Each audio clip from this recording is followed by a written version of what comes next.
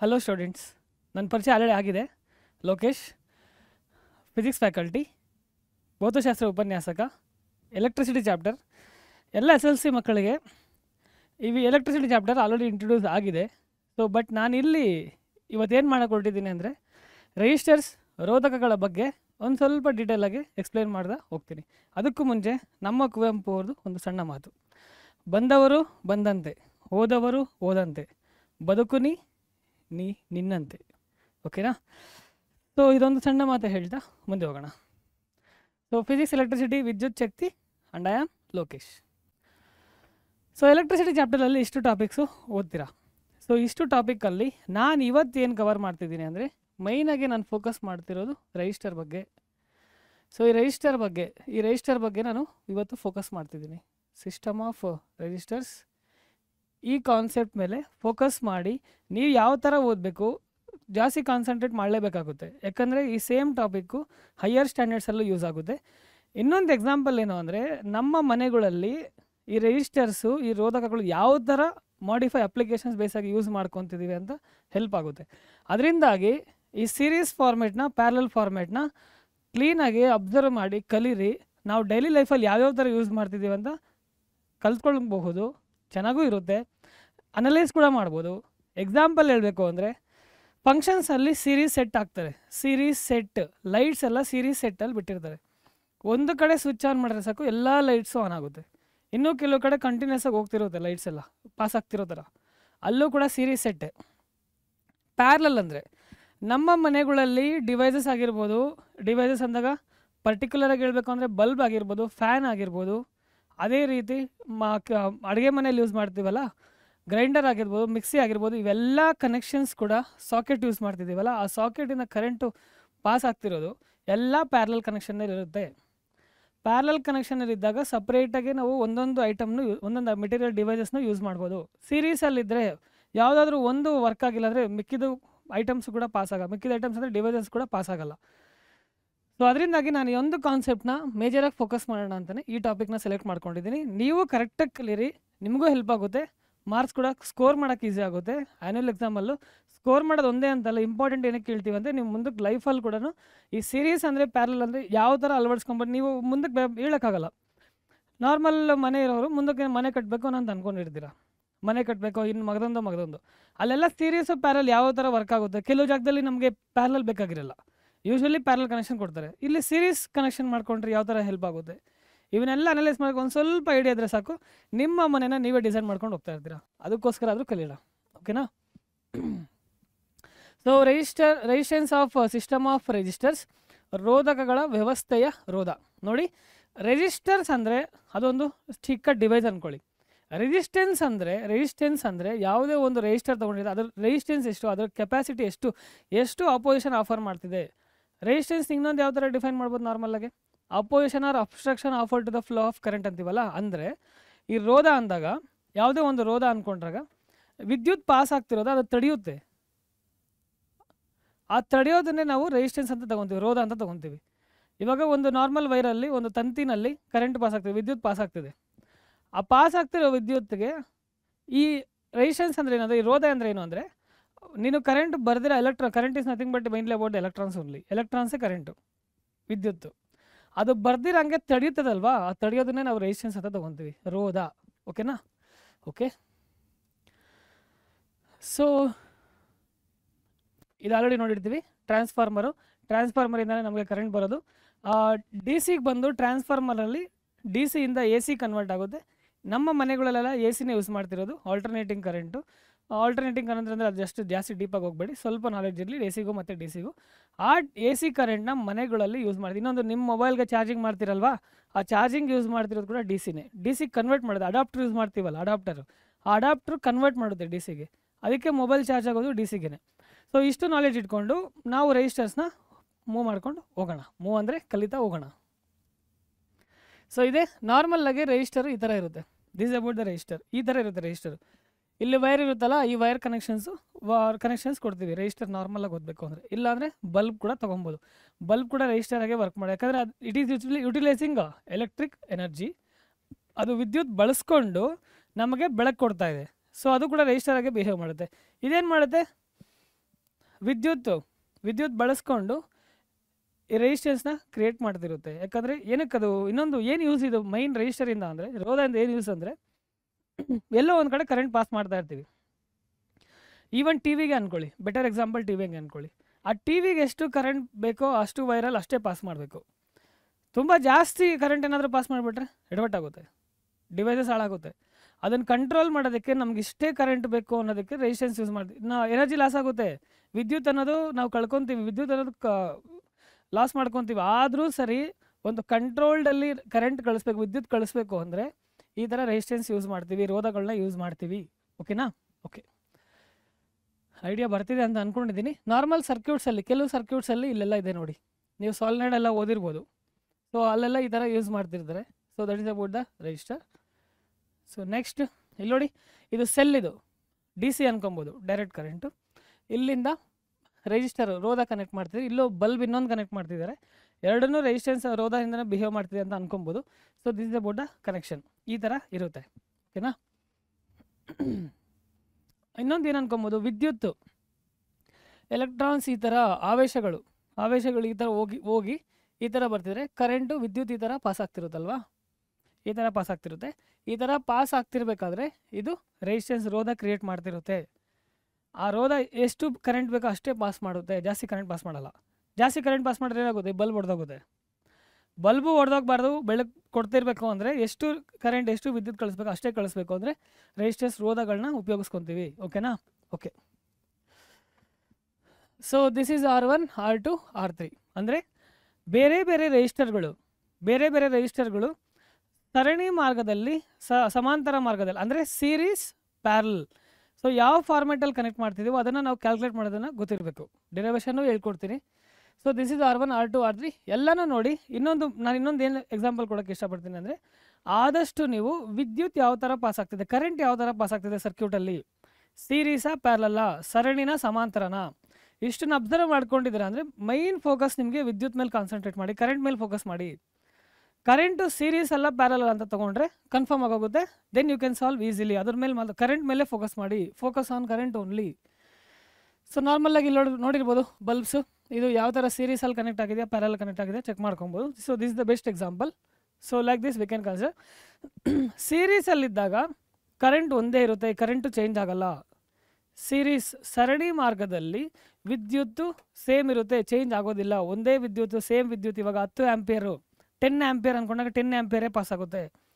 Parallel ಅಂದ್ಕೊಂಡ್ರೆ depends on the register, it will divide. ಯಾವ್ದು divide? Current, ವಿದ್ಯುತ್ ಅನ್ನೋದು ಡಿವೈಡ್ ಆಗುತ್ತೆ. ಅದನ್ನೆಲ್ಲ ಇನ್ ಡೀಟೇಲ್ ಆಗಿ ಡಿರೈವೇಷನ್ ಮಾಡ್ಕೊತ ಕಲಿಯೋಣ, ಅದರಲ್ಲಿ ನೋಡೋಣ. Effective resistance of registers in series, ಸರಣಿ ಕ್ರಮದಲ್ಲಿರುವ ರೋಧಕಗಳ ರೋಧ.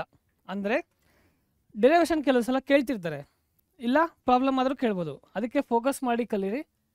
ನಿಧಾನಕ್ಕೆ ಹೋಗೋಣ. ನೋಡಿ, ಎಫೆಕ್ಟಿವ್ ರೆಸಿಸ್ಟೆನ್ಸ್ ಆಫ್ ರೆಜಿಸ್ಟರ್ಸ್ ಇನ್ ಸೀರೀಸಲ್ಲಿದೆ. ರೋಧಗಳನ್ನ ಸರಣಿ ಕ್ರಮದಲ್ಲಿ ಜೋಡಿಸಿರ್ತಾರೆ. ಸರಣಿ ಕ್ರಮ ಅಂದಾಗ ಇಲ್ಲೇ ತಗೊತೀನಿ. ಇದು ಒಂದು ರೆಜಿಸ್ಟರ್, ಒಂದು ರೋಧ. ಇದನ್ನು ಬೇಕಾದ್ರೆ R1 ತಗೊಳ್ಳಿ. ಇನ್ನೊಂದು ರೋಧ, ಇನ್ನೊಂದು ರೆಜಿಸ್ಟರು R2. ಇದನ್ನು ಬ್ಯಾಟ್ರಿಗೆ ಕನೆಕ್ಟ್ ಮಾಡಿ. ಬಟ್ ಇಲ್ಲಿ ಬ್ಯಾಟ್ರಿ ನೆಸೆಸರಿ ಇಲ್ಲ, ಯಾಕಂದರೆ ನಾವು ರೋಧಗಳ ಬಗ್ಗೆ ಮಾತ್ರ ಡಿಸ್ಕಸ್ ಮಾಡ್ತಿರೋದು.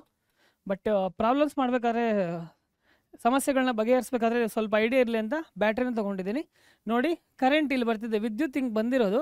ಒಂದೇ ವಿದ್ಯುತ್ ಪಾಸ್ ಆಗ್ತಿದೆ. ಒಂದೇ ವಿದ್ಯುತ್ ಪಾಸ್ ಆಗ್ತಿದ್ರೆ, ಒಂದೇ ಕರೆಂಟ್ ಪಾಸ್ ಆಗ್ತಿದ್ರೆ that is nothing but series, ಸರಣಿ ಮಾರ್ಗ ಅನ್ವಯಿಸುತ್ತದೆ ಇಲ್ಲಿ.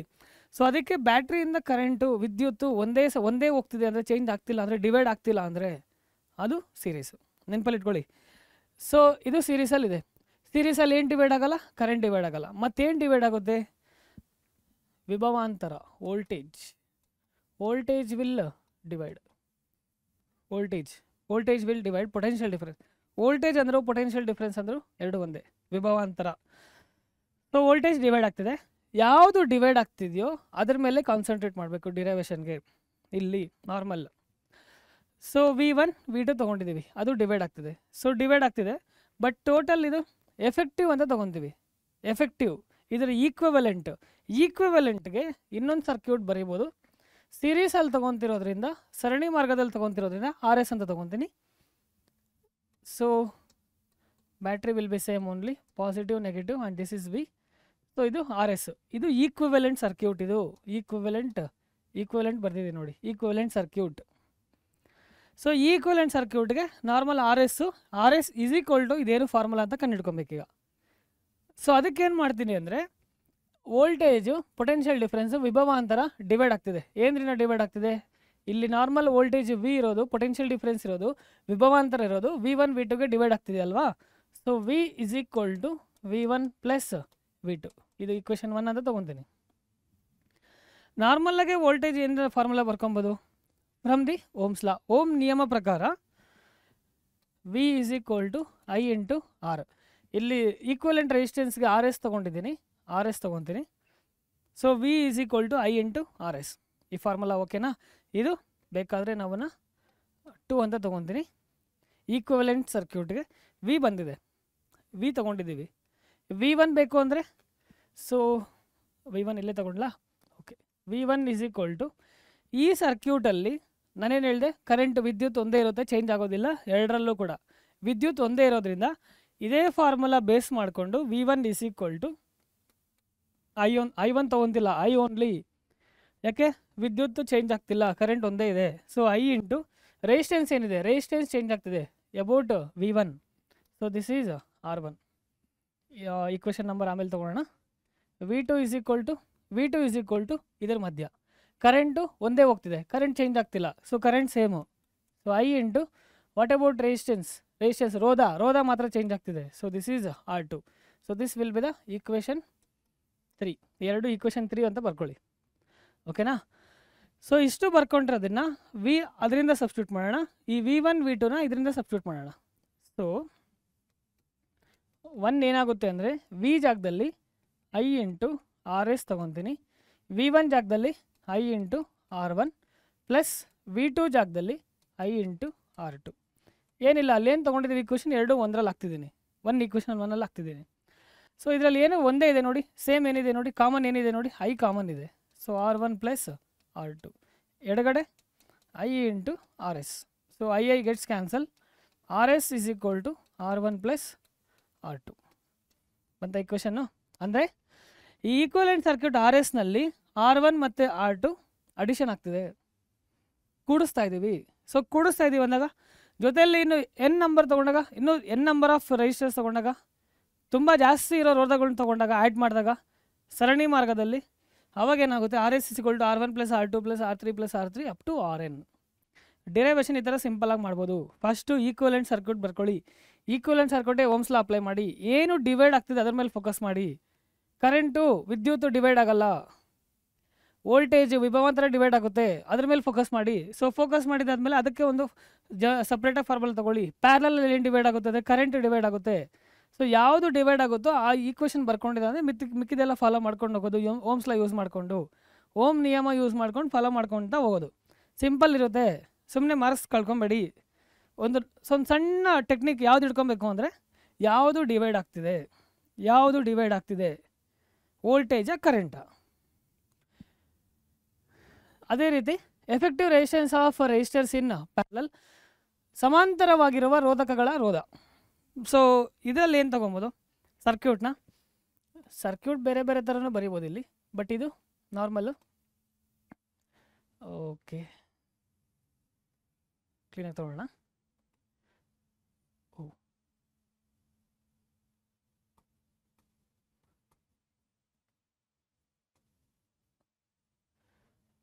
ಸೊ ಇದು ಪ್ಯಾರಲಲ್ಲಿದೆ, 1/1 ಅಂತ ತೊಗೊಬೋದು.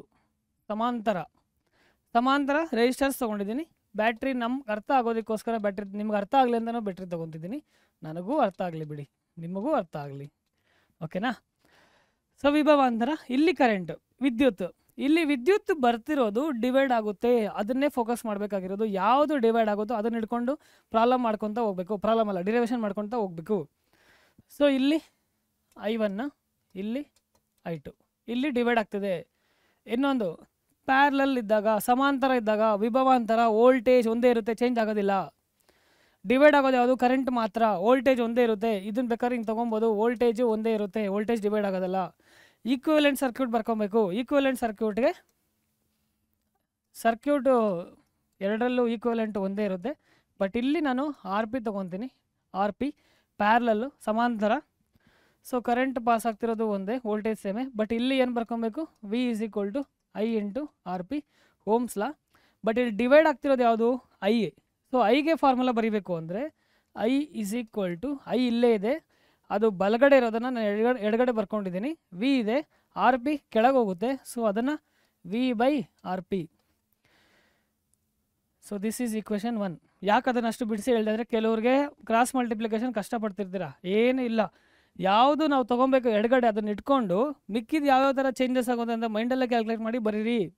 ಗೊತ್ತಿಲ್ಲ ಅಂದ್ಕೊಳ್ಳಿ, ಫಸ್ಟಿಂದನೇ ಹೆಂಗೆ ಪ್ರಾಕ್ಟೀಸ್ ಮಾಡಬೇಕು ಅಂದರೆ, ಐ ಅಲ್ಲೇ ಇದೆ, ಆರ್ ಪಿ ಆ ಕಡೆ ಕಳಿಸಿ, ಒಂದು ಸ್ಟೆಪ್ ಬರೀರಿ. ಇನ್ನೂ ಸ್ವಲ್ಪ ದಿನ ಆದಮೇಲೆ ನೀವು ಸ್ವಲ್ಪ ಪ್ರಾಕ್ಟೀಸ್ ಆದಮೇಲೆ ಕ್ರಾಸ್ ಮಲ್ಟಿಪ್ಲಿಕೇಶನ್ ಡೈರೆಕ್ಟಾಗಿ ಬರೋದು ಕಲೀರಿ. ಒಂದೇ ಸಲ ಏನೂ ಬರಲ್ಲ, ನೀವು ಪ್ರಯತ್ನ ಪಡ್ತಾಯಿದ್ರೆ ಬರುತ್ತೆ. ಓಕೆನಾ? ಅಷ್ಟು ಫಾರ್ಮೇಟ್ ಈಕ್ವಲೆಂಟ್ ಸರ್ಕ್ಯೂಟ್ಗೆ ಆಯಿತು. ಇವಾಗ ಏನು ಡಿವೈಡ್ ಆಗುತ್ತೆ ಅಂತ ಹೇಳಿದೆ, ಕರೆಂಟ್, ವಿದ್ಯುತ್ ಅನ್ನೋದು ಡಿವೈಡ್ ಆಗ್ತಿದೆ. ಇಲ್ಲಿ ಕರೆಂಟ್ ಇಲ್ಲಿ ಬರ್ತಿರೋದು ಇಲ್ಲಿ ಡಿವೈಡ್ ಆಗ್ತಿದೆ. ಸೊ ಅದನ್ನೇನು ಬರ್ಕೊಬೇಕು ಅಂದರೆ, ಟೋಟಲ್ ಕರೆಂಟ್, ಟೋಟಲ್ ವಿದ್ಯುತ್ತು I. So I is equal to I1 plus I2. So ಇಷ್ಟು ಆಯ್ತಲ್ವಾ? ಇದನ್ನ ಈಕ್ವೇಷನ್ 2 ಅಂತ ತೊಗೊಳ್ಳಿ, ತೊಂದರೆ ಇಲ್ಲ. ಇದು 1 ಅದು 2 ತೊಗೊಂಡ್ರೂ ತೊಂದರೆ ಇಲ್ಲ. ಸೊ ಇಲ್ಲಿ I1 I2ಗೆ ಕ್ಯಾಲ್ಕುಲೇಟ್ ಮಾಡಬೇಕು. I1 ಅಂದರೆ ಏನು, ಕರೆಂಟ್ ಇದ್ರ ಮುಖಾಂತರ ಹೋಗ್ತಿದೆ. ಆಮೇಲೆ ಲಾಸ್ಟಲ್ಲಿ ಸೆಂಟೆನ್ಸಸ್ ಎರಡಕ್ಕೂ ಹೆಂಗೆ ಸಿಂಪಲಾಗಿ ಬರೀಬೇಕು ಅಂತ ಹೇಳ್ತೀನಿ. ಸೆಂಟೆನ್ಸಸ್ ಕೂಡ ಬಹೆಟ್ ಮಾಡಬಾರ್ದು, ಏನು ಬಹೆಟ್ ಮಾಡಬಾರ್ದು. ಐ ಇದ್ರ ಮುಖಾಂತರ ಹೋಗ್ತಿದೆ. ಸೊ ಐಗೆ ಇದ್ರ ಪ್ರಕಾರ ಯೂಸ್ ಮಾಡಿಕೊಂಡು ಫಾರ್ಮುಲಾ ಬರೀತೀನಿ. ವೋಲ್ಟೇಜ್ ವಿಭವಾಂತರ ಒಂದೇ ಇರುತ್ತೆ, ವಿಭವಾಂತರ ಚೇಂಜ್ ಆಗ್ತಿಲ್ಲ.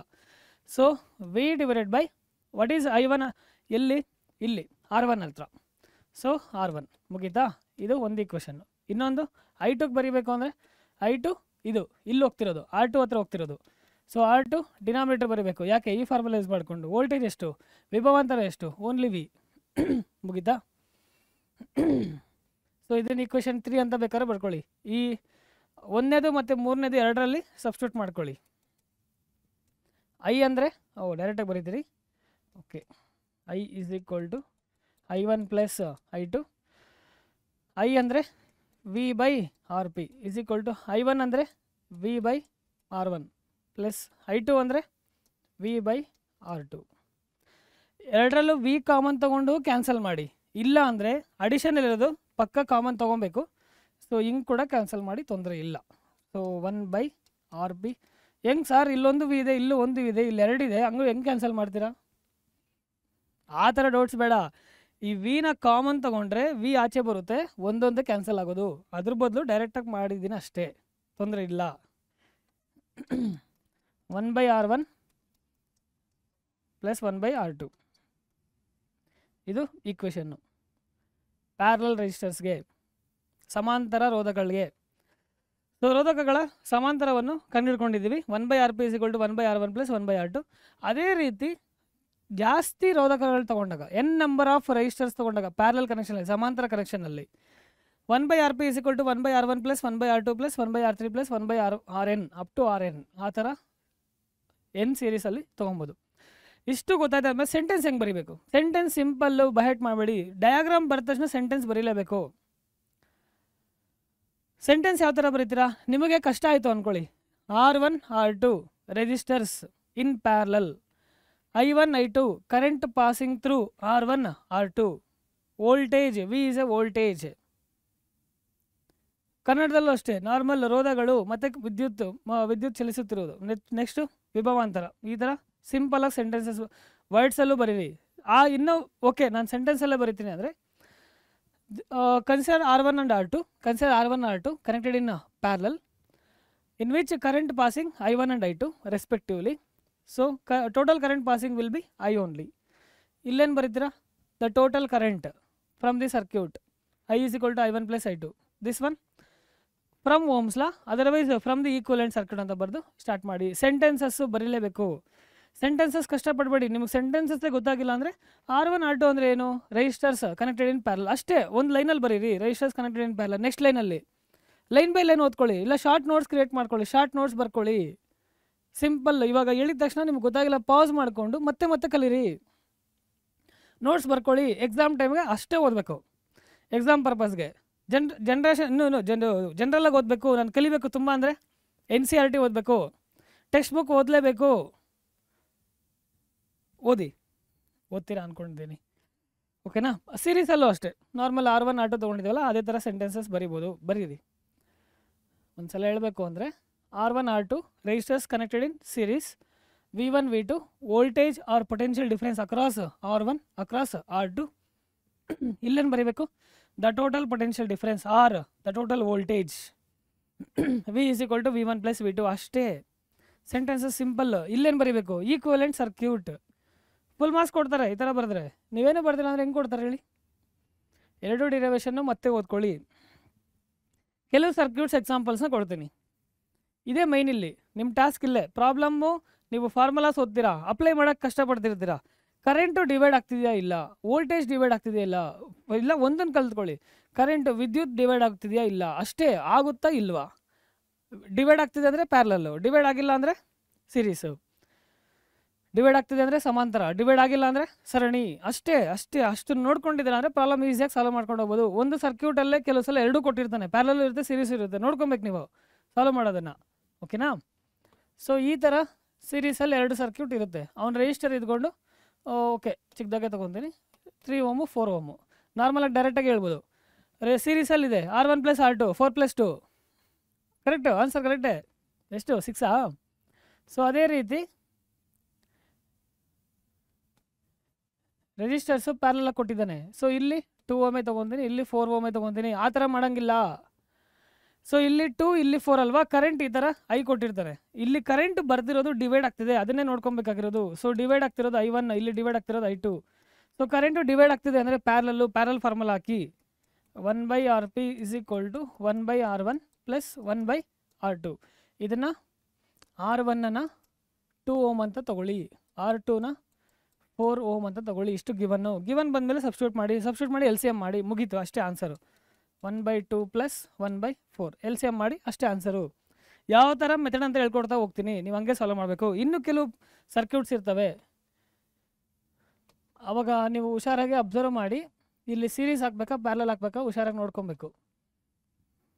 ಇದನ್ನು 3 Ω, ಇದು 2 Ω, ಇದು 2 Ω ತೊಗೊತೀನಿ. ಇವಾಗೇನಿದು ಸೀರೀಸಾ ಪ್ಯಾರಲಲ್ಲ? ಕಾಮೆಂಟ್ಸಲ್ಲಿ ಮಾಡಿ. ಸೀರೀಸಾ ಪ್ಯಾರಲಲ್ಲ ಇದು ನೋಡೋಣ.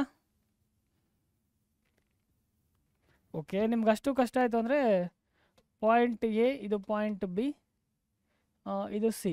Between B and C, between A and B, ಹಂಗೆ ಬೇಕಾದ್ರೂ ತೊಗೊಂಡು ಕಾಮೆಂಟ್ಸಲ್ಲಿ ಮೆನ್ಷನ್ ಮಾಡಿ. ಏನಿರ್ಬೇಕು ಆನ್ಸರ್ ನೋಡೋಣ.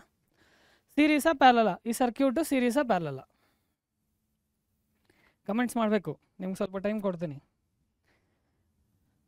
ಏನು ಬೇಜಾರು ಮಾಡ್ಕೊಬೇಡಿ. ಅಂದರೆ ತಪ್ಪಾಗ್ಬಿಟ್ರೆ ಎಲ್ಲ ನೋಡ್ತಾರೇನೋ ಅಂತ ಏನಿಲ್ಲ. ನನಗೂ ಏನೂ ಗೊತ್ತಿಲ್ಲ. ಕಲಿಬೇಕು ಅಂದರೆ ಅವಮಾನಗಳಾದರೂ ತಲೆ ಕೆಡಿಸ್ಕೋಬಾರ್ದು, ತಲೆಗೆ ಹಾಕ್ಕೊಬಾರ್ದು. ಎಲ್ಲ ಒಳ್ಳೆಯದಕ್ಕೆ.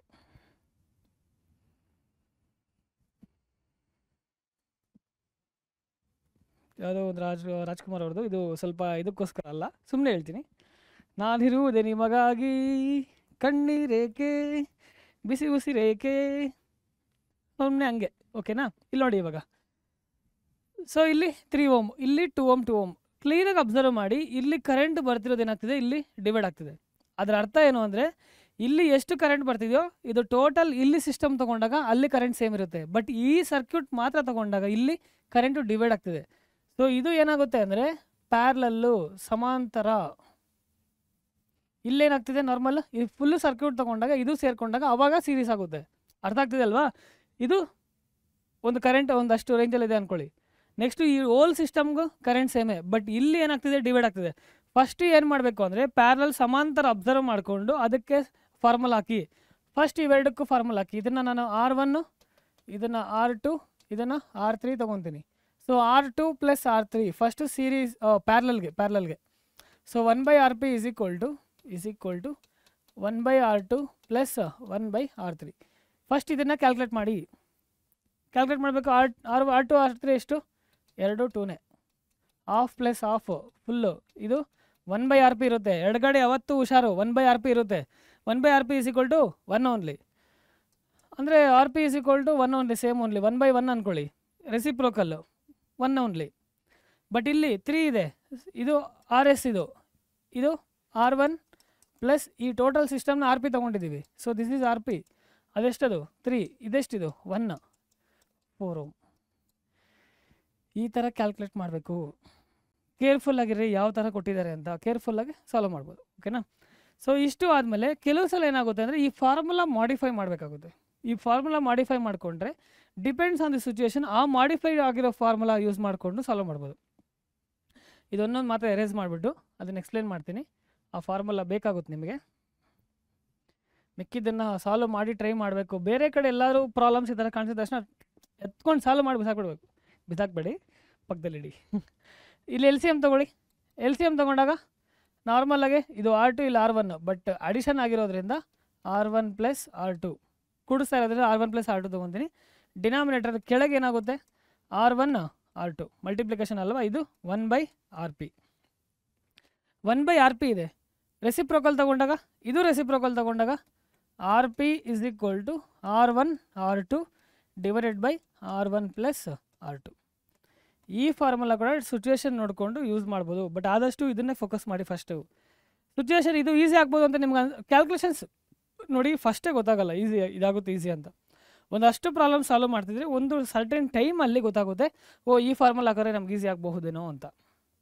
ಪ್ರಾಕ್ಟೀಸ್ ಮಾಡಬೇಕು. ನೀವು ಹೈಯರ್ ಸ್ಟ್ಯಾಂಡರ್ಡಲ್ಲಿ ಮತ್ತೆ ಯೂಸ್ ಮಾಡ್ತೀರಿ ಇದನ್ನು. ಇಲ್ಲಿ ನಾಲೆಜ್ ಇಲ್ಲೇನೋ ಓದ್ಕೊಂಡಿಲ್ಲ ಅಂದ್ಕೊಂಡು ಅಲ್ಲಿ ಕಷ್ಟಪಡ್ತೀರಾ, ಬೇಡ. ಅಲ್ಲಿನೂ ತುಂಬ ಜಾಸ್ತಿ ಇರ್ತಾವೆ ಓದೋದನ್ನು. NCERT ಓದಿ NCERT ಪ್ರಾಬ್ಲಮ್ಸ್ ತೊಗೊಂಡು ಸಾಲ್ವ್ ಮಾಡ್ತಿರ್ಬೇಕು. ಮಾಡಿ ನೋಡಿ. ಇಲ್ಲಿ ಇದು ಒಂಥರ ಚೆನ್ನಾಗಿದೆ. ಇದು ಬ್ಯಾಟ್ರಿ ಇಲ್ಲಿ ಕನೆಕ್ಷನ್ ಮಾಡಿದ್ದಾರೆ. ಈ ಥರ 2 ರೆಜಿಸ್ಟರ್ಸ್, ಇಲ್ಲೊಂದು 2 ರೆಜಿಸ್ಟರ್ಸ್ ಕೊಟ್ಟಿದ್ದಾರೆ. ಇದು ಸೀರೀಸಾ ಪ್ಯಾರಲಲ್ಲ? ಒಂದು 5 ಸೆಕೆಂಡ್ಸ್ ತೊಗೊಂಡೆಲ್ಲ ಕಮೆಂಟ್ ಮಾಡಿ. ಸೀರೀಸಾ ಪ್ಯಾರಲಲ್ಲ? ಕಾಂಬಿನೇಷನ್ ತೊಗೊಬೋದು. R1 R2 R3 R4 ಆ ಥರ ಕಾಂಬಿನೇಷನ್ ತೊಗೊಂಡು ಯಾವುದು ಸೀರೀಸು ಯಾವುದು ಪ್ಯಾರಲಲ್ಲು ಹಿಂಟ್ ಕೊಟ್ಟಿದ್ದೀನಿ. ಸೀರೀಸಾ ಪ್ಯಾರಲಲ್ಲ? ಮಾಡ್ತಿದ್ದೀರಾ? ಕಮೆಂಟ್ಸ್ ಮಾಡಬೇಕು. ಆ ಡಿರೈವೇಷನ್ ಅರ್ಥ ಆಗಿದ್ರೆ ಮಾಡ್ತೀರಾ, ಅರ್ಥ ಆಗಿಲ್ಲ ಅಂದರೆ ಮಾಡಲ್ವಾ? ಹಂಗಿಲ್ಲ, ಮತ್ತೆ ಹೋಗಿ ಡಿರೈವೇಷನ್ ನೋಡಿ. ಡಿರೈವೇಷನ್ ಕ್ಲಾರಿಟಿ ಬಂತು ಅಂದರೆ ಕರೆಂಟ್ ಡಿವೈಡ್ ಆಗ್ತಿದೆಯಾ ಇಲ್ಲ. ಕರೆಂಟ್ ಡಿವೈಡ್ ಆಗ್ತಿದ್ರೆ ಪ್ಯಾರಲಲ್ ಸಮಾಂತರ, ವಿದ್ಯುತ್ ಡಿವೈಡ್ ಆದಾಗ. ಡಿವೈಡ್ ಆಗಿಲ್ಲ ಅಂದರೆ ಸೀರೀಸ್ ಸರಣಿ ಮಾರ್ಗ. ಇಲ್ಲಿ ನೋಡಿ, ಇಲ್ಲಿ ಕರೆಂಟು ಇಲ್ಲಿ ಇದೆಯಾ, ಜನರಲ್ಲಾಗೆ I ತೊಗೊತೀನಿ. ಇಲ್ಲಿ ಬಂದು ಇಲ್ಲಿ ಡಿವೈಡ್ ಆಗ್ತಿದೆ I1, ಇಲ್ಲೂ ಡಿವೈಡ್ ಆಗ್ತಿದೆ I2. ಇಲ್ಲಿ ಒಂದೇ ಕರೆಂಟ್ ಪಾಸ್ ಆಗುತ್ತೆ, ಇಲ್ಲೂ ಒಂದೇ ಕರೆಂಟ್ ಪಾಸ್ ಆಗುತ್ತೆ. ಇಲ್ಲಿ ಮಾತ್ರ ಡಿವೈಡ್ ಆಗ್ತಿರುತ್ತೆ. ಇಲ್ಲಿ ಈ ಮಾರ್ಗಕ್ಕೆ ಮತ್ತು ಈ ಮಾರ್ಗಕ್ಕೆ ಡಿವೈಡ್ ಆಗುತ್ತೆ. ಸೊ ಇಲ್ಲಿ ಡಿವೈಡ್ ಆಗುತ್ತೆ. ಇದನ್ನು ಸೀರೀಸ್ ತೊಗೊಂಡಾಗ ಫಸ್ಟುದು ಇದನ್ನು RS1 ಅಂತ ತೊಗೊತೀನಿ. ಫಸ್ಟ್ದು ಅದು R1 ಪ್ಲಸ್ R2. ವ್ಯಾಲ್ಯೂಸ್ ಕೊಟ್ಟಿಲ್ಲ, ಜನರಲ್ಲಾಗಿ ಹೇಳ್ತೀನಿ ಯಾವ ಥರ ನೀವು ಕ್ಯಾಲ್ಕುಲೇಟ್ ಮಾಡ್ಕೊಬೇಕು ಅಂತ. ನಾರ್ಮಲ್ ನಂಬರ್ಸ್ ಎಲ್ಲ ಮ್ಯಾಥಮೆಟಿಕಲ್ ಥಿಂಗ್ಸ್. ಇಲ್ಲಿ I1 ಪಾಸ್ ಆಗ್ತಿರೋದು R3 ಪ್ಲಸ್ R4, ಅದನ್ನು RS2 ಅಂತ ತೊಗೊತೀನಿ. R3 plus R4. ಓಕೆನಾ. ಇವೆರಡು ಏನಾಗುತ್ತೆ ಅಂದರೆ ಇವೆರಡು ಡಿವೈಡ್ ಆಗ್ತಿದೆ. ಡಿವೈಡ್ ಆದಾಗ ಈ ಟೋಟಲ್ ಸಿಸ್ಟಮ್ಸ್ 2 ಸಿಸ್ಟಮ್ ಸಪ್ರೇಟ್ ತೊಗೊಂಡಾಗ ಅದು ಪ್ಯಾರಲಲ್ ಕನೆಕ್ಷನಲ್ಲಿದೆ. ಅಬ್ಸರ್ವ್ ಮಾಡಿ, ಈ ಥರ ಇದೆ ಅಂದ ತಕ್ಷಣ ಪ್ಯಾರಲಲ್ ಅಲ್ಲ, ಕರೆಂಟ್ ಡಿವೈಡ್ ಆಗ್ತಿರೋದ್ರಿಂದ ಪ್ಯಾರಲಲ್ಲು. ಅದನ್ನು ನೋಡ್ಬೇಕು ನೀವು. ಕರೆಂಟ್ ಡಿವೈಡ್ ಆಗ್ತಿದೆ. ನೆಕ್ಸ್ಟು ಪ್ಯಾರಲಲ್ ನಾರ್ಮಲಾಗೆ formula 1/RP is equal to ಎರಡನ್ನು ತೊಗೊಳ್ಳಿ. 1/RS1 plus 1/RS2. ಯಾವುದಾದ್ರೂ ವ್ಯಾಲ್ಯೂಸ್ ಕೊಟ್ಟಿರ್ತಾರೆ, ಸಬ್ಸ್ಟಿಟ್ಯೂಟ್ ಮಾಡಿ ಕ್ಯಾಲ್ಕುಲೇಟ್ ಮಾಡ್ತೀರಾ. ಇದನ್ನು ಸಬ್ಸ್ಟಿಟ್ಯೂಟ್ ಮಾಡಿ ಕ್ಯಾಲ್ಕುಲೇಟ್ ಮಾಡ್ತೀರಾ. ಅವೆರಡನ್ನೂ ಪ್ಯಾರಲಲ್ ಕನೆಕ್ಷನ್ ಮಾಡಿದ್ರೆ ನಾನು ಸರ್ಕ್ಯೂಟ್ದು ರೆಜಿಸ್ಟರ್ಸ್ ರೋಧಕಗಳ ಮೊತ್ತ ನೀವು ಕಂಡುಹಿಡ್ಕೊತೀರಾ. ಓಕೆನಾ. This how we will solve the problem. Will see next one. ಇದು ಅಷ್ಟೇ ನೋಡಿ, ಸೀರೀಸ್ ಸರಣಿ ಮಾರ್ಗದಲ್ಲಿ R1 R2 R3 ಈ ಥರ ಒಂದೇ ಕರೆಂಟ್ ಒಂದೇ ಪಾಸ್ ಆಗ್ತಿರುತ್ತೆ. ಪ್ಯಾರಲಲ್ ಇಲ್ಲಿ ನೋಡಿ, ಕರೆಂಟು ವಿದ್ಯುತ್ ಅನ್ನೋದು ಈ ಥರ ಡಿವೈಡ್ ಆಗ್ತಿದೆ. ಇದಕ್ಕೂ ಮತ್ತು ಇದಕ್ಕೂ ಡಿವೈಡ್ ಆಗ್ತಿದೆ. ಇಲ್ಲಿ ಕಾಂಬಿನೇಷನ್, ಈಗ ಆಲ್ರೆಡಿ ಎಕ್ಸಾಂಪಲ್ ಕೊಟ್ಟಿದ್ನಲ್ಲ, ಇದು ಒಂದು ಕಾಂಬಿನೇಷನ್, ಇದೊಂದು ಕಾಂಬಿನೇಷನ್ ಅಂದ್ಕೊಂಡಾಗ ಇದು ಪ್ಯಾರಲಲ್ ಇರುತ್ತೆ. ಇದನ್ನು ಸಾಲ್ವ್ ಮಾಡಬೇಕು. ನೆಕ್ಸ್ಟ್ ಅದಕ್ಕೆ ಅಪ್ಲೈ ಮಾಡಬೇಕು. ಕಲಿಬೇಕು, ಕಲ್ತಾಗ್ಲೇ ಬರುತ್ತೆ. ಓಕೆ. ನೆಕ್ಸ್ಟ್ ಸೇಮ್ ಅದೇ ಫಾರ್ಮಲ್ಲಿ ಇದು ಸೀರೀಸ್ ಸರಣಿ ಮಾರ್ಗ ರೆಜಿಸ್ಟರ್ಸು. ಇಲ್ಲೇನಾಗುತ್ತೆ ಅಂದರೆ ಪ್ಯಾರಲಲ್ ಇದೆ. ಇಲ್ಲಿ ಯಾವುದಾದ್ರೂ ಒಂದು ಕನೆಕ್ಷನ್ ಕೊಟ್ಟಾಗ ಕರೆಂಟ್ ಈ ಥರ ಎಲ್ಲದರಲ್ಲೂ ಡಿವೈಡ್ ಆಗ್ತಿರುತ್ತೆ. ಕರೆಂಟ್ ಡಿವೈಡ್ ಆಗ್ತಿದೆ. ಸರ್ಕ್ಯೂಟಿಂಗ್ ತೊಗೊಂಡಾಗ ನೋಡಿ, ಇಲ್ಲಿ ಎಲ್ಲದರಲ್ಲೂ ಕರೆಂಟು ಈ ಬಂದಿರೋ ಕರೆಂಟ್ ಐಯಿಂದ ಕರೆಂಟು ಡಿವೈಡ್ ಆಗುತ್ತೆ. So that is a format. ಅದನ್ನು ಅನಲೈಸ್ ಮಾಡ್ಬೇಕು ನೀವು. ಇಲ್ಲಿ ಸೀರೀಸಲ್ಲಿ ಒಂದೇ ಕರೆಂಟ್ ಇರುತ್ತೆ, ಅವಾಗ ರೆಸಿಸ್ಟೆನ್ಸ್ ಏನು ಮಾಡಬೇಕು, R1 + R2 + R3 + R4 ಮುಗೀತಲ್ವಾ. So next ನಾರ್ಮಲಾಗಿ ಇದೇನಕ್ಕೆ ತೊಗೊಂಡಿದ್ದೀನಿ ಅಂದರೆ ಹೈ ಟೆನ್ಷನ್ ವೈರ್ಸಲ್ಲಿ ಕರೆಂಟು ಪಾಸ್ ಆಗ್ತಿರುತ್ತೆ. ಡಿ ಸಿ ಕರೆಂಟ್ ಪಾಸಾಗಿ ಅದು ಫೈನಲಾಗಿ ರೀಚ್ ಆಗಿ ಮನೆಗಳಿಗೆ ತಲುಪುತ್ತೆ, ಅಲ್ಲಿ ನಾವು ಕನ್ವರ್ಟ್ ಮಾಡ್ಕೊತೀವಿ ಎ ಸಿ. ಡಿ ಸಿ ಅಂದರೆ ಡೈರೆಕ್ಟ್ ಕರೆಂಟ್, ಅಂದರೆ ಕರೆಂಟು ಒಂದೇ ವ್ಯಾಲ್ಯೂ ಇರುತ್ತೆ, ಚೇಂಜ್ ಆಗೋಲ್ಲ. ಎ ಸಿ ಅಂದ್ಕೊಂಡಾಗ ಫ್ಲಕ್ಚುಯೇಟ್ ಆಗ್ತಿರುತ್ತೆ. ನಮ್ಮ ದೇಶದಲ್ಲಿ 50 ಹರ್ಟ್ಸ್ ಯೂಸ್ ಮಾಡ್ತಿದ್ದೀವಿ, ಓಕೆನಾ, ಇರಲಿ ಅದು. ಓಕೆ, ನೆಕ್ಸ್ಟ್ ಫೈನಲಿ ನೋಡಿ, ಇಲ್ಲಿ ನಾನು ಮೈನಾಗಿ ಫೋಕಸ್ ಮಾಡಿದ್ದು ರೆಸಿಸ್ಟೆನ್ಸ್ ರೋಧಕಗಳ ಬಗ್ಗೆ. ಸೊ ಈ ರೆಸಿಸ್ಟೆನ್ಸ್ ರೋಧಕಗಳ ಬಗ್ಗೆ ಕಲಿಬೇಕು, ಯಾಕಂದರೆ ಮನೆಗಳಲ್ಲೆಲ್ಲ ಯೂಸ್ ಮಾಡ್ತಿದ್ದೀವಿ. ನಮಗೆ ಫಿಸಿಕ್ಸಲ್ಲಿ ಮತ್ತು ಸೈನ್ಸಲ್ಲಿ ಎಸ್ಪೆಷಲಿ ಫಿಸಿಕ್ಸಲ್ಲಿ ಅಂದ್ಕೊಂಡಾಗ ನಮಗೆ ತುಂಬ ಡೌಟ್ಸ್ ಬರೋದೆ. ಇಮ್ಯಾಜಿನ್ ಮಾಡಬೇಕು, ಅಸ್ಯೂಮ್ಷನ್ ಮಾಡಬೇಕಾದ್ರೆ ಎಲ್ಲಿ ಯೂಸ್ ಮಾಡ್ತೀವಿ, ಯಾಕೆ ಯೂಸ್ ಮಾಡ್ತೀವಿ, ಎಲ್ಲ ಯಾಕೆ ಓದಬೇಕು, ತುಂಬ ಕಾಮನ್ ಕ್ವಶನ್ಸು. ಅದಕ್ಕೆ ನಾನು ಈ ಕಾನ್ಸೆಪ್ಟ್ ಯೂಸ್ ಮಾಡ್ಕೊಂಡು ನಮ್ಮ ಡೈಲಿ ಲೈಫಲ್ಲಿ ತುಂಬಾ ಯೂಸ್ ಮಾಡ್ತಿದ್ದೀವಿ. ರೆಸಿಸ್ಟರ್ಸ್ ಅನ್ನೋದು ಇಂಡೈರೆಕ್ಟಾಗಿ ಬಲ್ಬ್ಸ್ ಆಗಿರ್ಬೋದು, ಫ್ಯಾನ್ಸ್ ಆಗಿರ್ಬೋದು, ಡಿವೈಸಸ್ಸು, ಕುಕ್ಕರು, ಏನೇ ಒಂದು ಡಿವೈಸಸ್ ಮನೆಯಲ್ಲಿ ಯೂಸ್ ಮಾಡ್ತಿರೋದೆಲ್ಲ ರೆಸಿಸ್ಟೆನ್ಸ್ ಮೇಲೆ ಡಿಪೆಂಡ್ ಆಗಿದೆ. ಸೊ ಅದಕ್ಕೆ ಈ ಕಾನ್ಸೆಪ್ಟ್ ತೊಗೊಂಡು ನಿಮಗೆ ಇನ್ನು ಸ್ವಲ್ಪ ನಾಲೆಜು ಜಾಸ್ತಿ ಬೆಳೆಸ್ಕೊಳ್ಳಿ. ಪ್ರಾಬ್ಲಮ್ಸ್ನ ಈಸಿಯಾಗಿ ಸಾಲ್ವ್ ಮಾಡ್ಬೋದು, ಈಸಿಯಾಗಿ ಆನ್ಸರ್ ಬರುತ್ತೆ, ಪಕ್ಕಾ ಆನ್ಸರ್ ಇರುತ್ತೆ, ಸ್ಕೋರ್ ಮಾಡೋದಕ್ಕೂ ಈಸಿನೇ. ಇನ್ನೊಂದು ನಾವು ಡೈಲಿ ಲೈಫಲ್ಲಿ ಯೂಸ್ ಮಾಡ್ತಿರೋದೆ. So you can compare your daily life with your daily life. So ಅದಕ್ಕೋಸ್ಕರ ಕಲೀರಿ, ಇದನ್ನು ಎಕ್ಸಾಮಲ್ಲಿ ಈಸಿಯಾಗಿ ಸಾಲ್ವ್ ಮಾಡಿ. ಡಿರೈವೇಷನ್ಸ್ ಕ್ಲೀನಾಗಿ ಅನಲೈಸ್ ಮಾಡಿ ಫೋಕಸ್ ಮಾಡಿದ್ದೀರಾ ಅಂದರೆ ಪ್ರಾಬ್ಲಮ್ಸ್ ಏನೇ ಕೊಟ್ಟರು ಈಸಿಯಾಗಿ ಮಾಡ್ತೀರಾ. ನೀವು ಮೈನ್ ಫೋಕಸ್ ಮಾಡಬೇಕಾಗಿರೋದು ಕರೆಂಟು ಮತ್ತು ವೋಲ್ಟೇಜು. ಫಸ್ಟು ಕರೆಂಟು ಕ್ಲಿಯರ್ ಆಯಿತು ಅಂದರೆ ತೊಂದರೆ ಇಲ್ಲ. Voltage quite opposite.